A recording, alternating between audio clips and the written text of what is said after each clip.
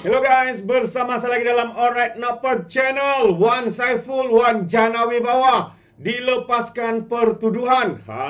Jadi SPRM bagi masa seminggu. Jadi apa maksudnya dilepaskan daripada pertuduhan ini, sahabat semua? Ini yang menarik ya untuk saya kongsikan bersama dengan anda. Tapi sebelum saya teruskan, jangan lupa juga untuk terus support Alright Nopper Channel dengan cara tekan butang subscribe, like, dan share. Mari kita ikuti berita gempak hari ini. Ini dia sahabat semua.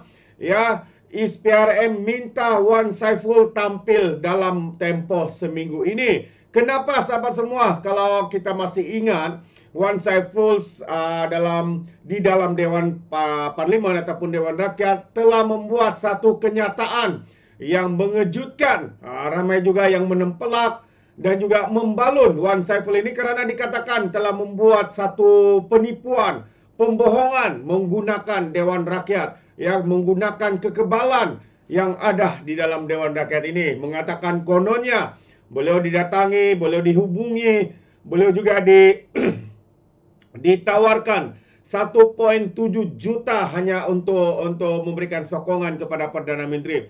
Dan yang lebih teruk lagi, antara pertuduhan yang dibuatnya adalah kononnya beliau akan dilepaskan daripada pertuduhan yang membabitkan kes Jana Wibawa, ya, meminta dan juga menerima suapan bernilai jutaan ringgit.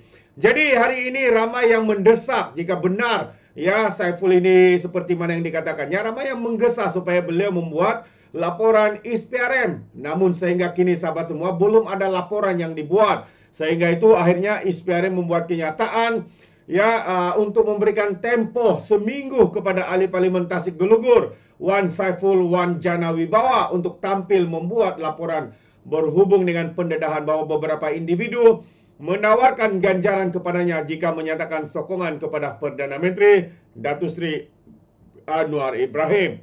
Ketua Pesuruhjaya SPRM Tan Sri Azam Baki berkata ini kerana adalah menjadi tanggungjawab bagi mana-mana individu yang mendakwa ditawarkan rasuah untuk segera membuat laporan berlandaskan undang-undang di bawah Seksyen 25 Akta SPRM 2009 untuk tindakan selanjutnya. Saya tidak boleh umumkan sekarang apa tindakan sebenar yang akan dibuat sekiranya tidak lapor. Kita masih lagi menunggu laporan beliau. Segala kemungkinan boleh diambil, kemungkinan memanggilnya ke SPRM. Apabila beliau Wan Saiful menyebut di parlimen ia dalam Dewan yang mulia, Dewan Rakyat, mengenai temuan rasuah yang ditawarkan kepada beliau, maka sebenarnya menjadi tanggungjawab beliau sendiri untuk buat laporan di bawah Seksyen 25 Akta SPRM 2009.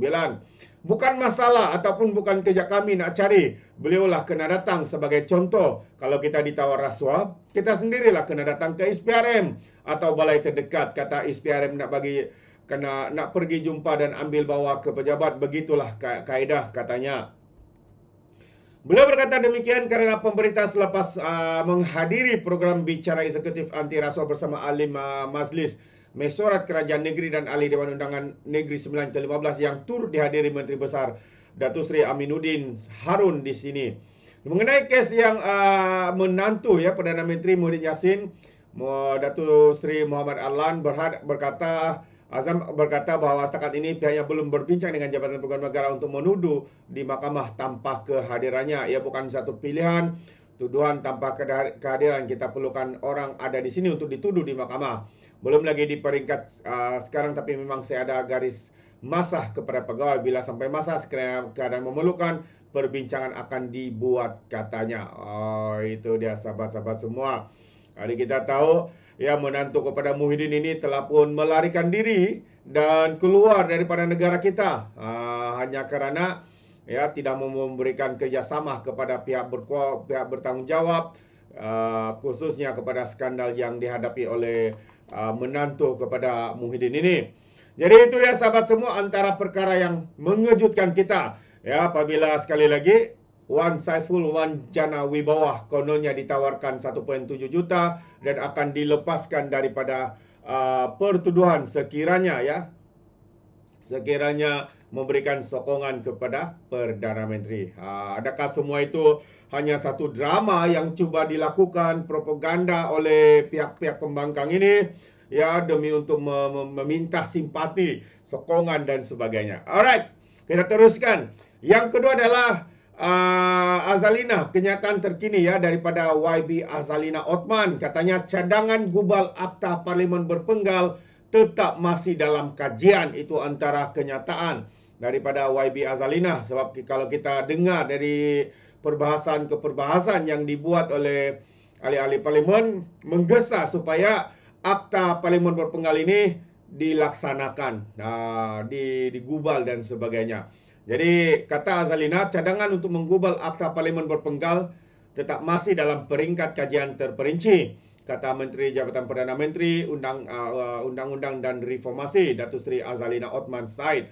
Beliau berkata kajian yang dilaksanakan oleh bahagian hal ehwal Undang-Undang Jabatan Perdana Menteri termasuk kajian impak yang turut mengambil kira pandangan hasil sesi libat urus dengan pihak berkepentingan dan orang awam berkenaan pengenalan akta itu.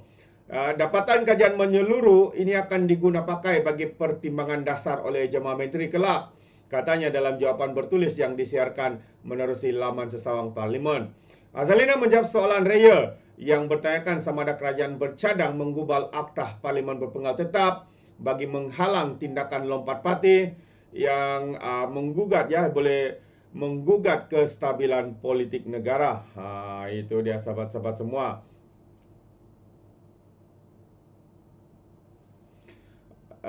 Dan mengulas lanjut itu, beliau berkata terdapat banyak negara mengamalkan parlimen berpenggal tetap dengan garis masa ya, garis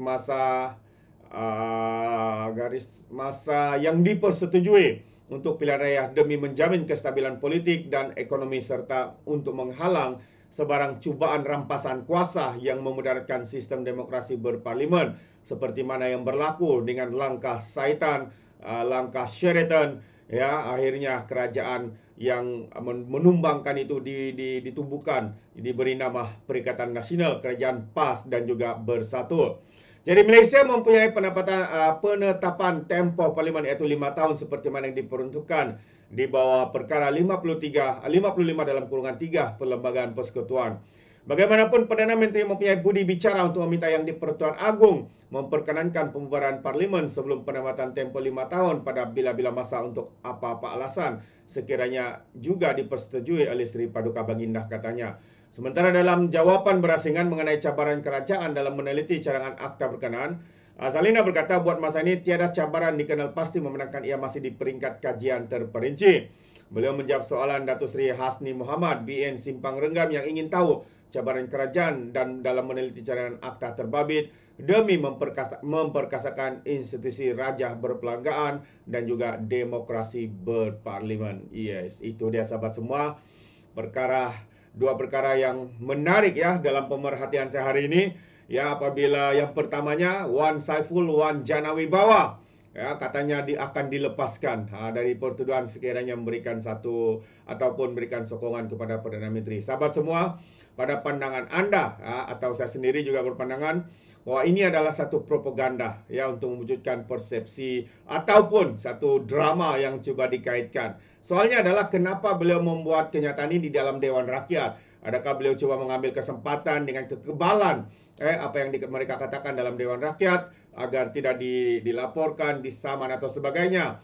Dan hari ini ramai ya pemimpin-pemimpin utama menggesa Wan Saiful Wan Janawibawa ini untuk membuat laporan polis. Tapi sehingga kini sahabat semua belum pun dilakukannya. Hanya SPRM bagi tempoh seminggu ini untuk datang ke SPRM untuk membuat laporan polis. Dan kalau membuat laporan polis ya ataupun SPRM, kita percaya SPRM akan bertindak untuk menyiasat.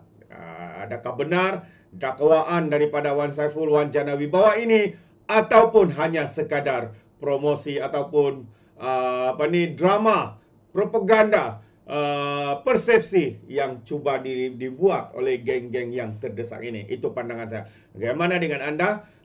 Sahabat semua, anda boleh berikan komen di dalam ruangan komen. Jadi terima kasih, izinkan saya untuk mengundurkan diri. Dan seperti biasa, peribahasa mengatakan, tapapun kangkap 2 tahun keinginan. Dalam bahasa Melayu, tepuk dada, tanya selera. Sekian jadi Alright Nampak Channel. Kita berjumpa lagi. Bye-bye.